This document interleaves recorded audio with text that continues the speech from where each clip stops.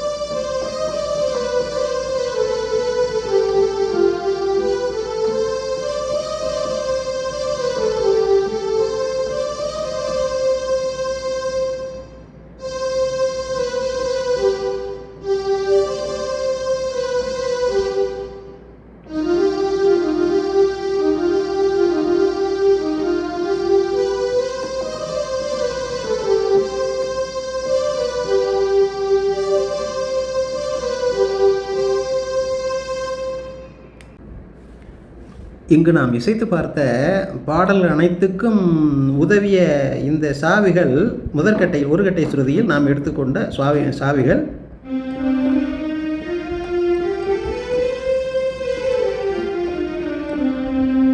இந்த ஒரு கட்டை மட்டும்தான் கருப்பு கட்டையானது வருகிறது. நன்கு எளிதாக பின்பற்றிக் கொள்வதற்காக பார்க்கின்றோம். இது ஒரு மேஜர் சி ஸ்கேல் சங்கராபரணமாக நாம் இந்த வெள்ளை கட்டையில் எடுத்து செல்வதை ஒரே மூன்றாவது கட்டையாக வெள்ளை கட்டைக்கு பதிலாக ஒரு அரை கட்டை கருப்பு கட்டை ஏற்றி அடுத்து செல்லும் போது இது கௌரி மனோகரியாக நம்மளுக்கு புலப்படுகிறது. ஆகவே இங்கு எடுத்துக்கொண்ட சாவிகள் சரிகம பதனிச சனித பமகரிச என்று இந்த ஆரோகணம் அவரோகணத்தை தாங்கிய இந்த சாயல் கௌரி மனோகரி ராகத்திற்குரியது. ஆகவே இந்த கௌரி மனோகரி எனும் இந்த இனிமையான ராகத்தில் இன்னும் அநேக பாடல்கள் உள்ளன. அனைத்தையும் தொகுப்பதற்கு வாய்ப்பு குறைவு. நிச்சயமாக அதுவும் இளையராஜா அவர்கள் வந்த பிறகு அதிகமான எண்ணிக்கையில் இந்த ராகத்தில் பாடல்கள் அமைத்துள்ளார்கள். அநேக பாடல்கள் நாம் இசைத்து பார்த்ததிலேயே இளையராஜா அவர்களின் பாடல் வருகிறது. இங்கு நாம் நிச்சயமாக இந்த இனிமைக்கு காரணமான சாவி என்று பார்க்கும்போது இந்த கருப்பு கட்டை என்று சொல்லக்கூடிய சிறிய காந்தாரம், அதே மாதிரி கடைசியாக நிஷாதம்,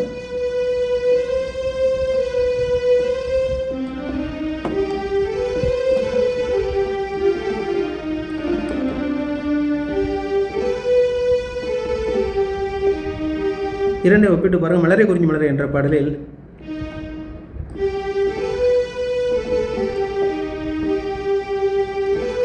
நீ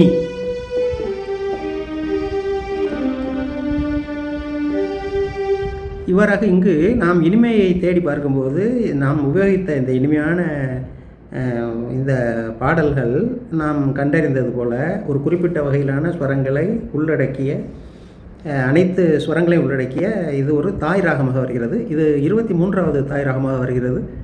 இந்த தாய் ராகம் கரகரப்பிரியாவிற்கு வரக்கூடிய அதே சக்கரத்தில் இதுவும் வருகிறது. சிறு வேறுபாடு. கரகரப்பிரியா என்று பார்க்கும்போது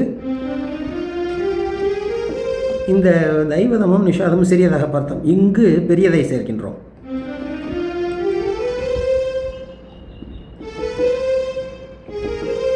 இதுதான் வேறுபாடு. இவ்வாறாக பார்க்கும்போது நாம் எப்படி பார்ப்பது தான் இந்த இனிமை வேறுபடுவதற்கு காரணம் என்னங்கும்போது இந்த பெரிய தைவதமும் பெரிய நிஷாதமும் இங்கு வரும்போது நன்கு இனிமையை தரக்கூடியதாக அமைந்திருப்பதை நாம் அறிகின்றோம். இவ்வாறாக வெவ்வேறு வகையான சாயல்களை கொண்ட பாடல்களை நாம் தொகுத்து பார்க்கும்போது அது என்ன ராகத்தை சார்ந்தது என்று நாம் எளிதாக அறிய முடிகிறது. இவ்வாறு மேலும் தேடலை நாம் வைக்க வேண்டும். தொடர்வோம். அடுத்து வரக்கூடிய இனிமையான ராகங்கள் பற்றி அடுத்த எபிசோடுகளில் பார்ப்போம். நன்றி, வணக்கம்.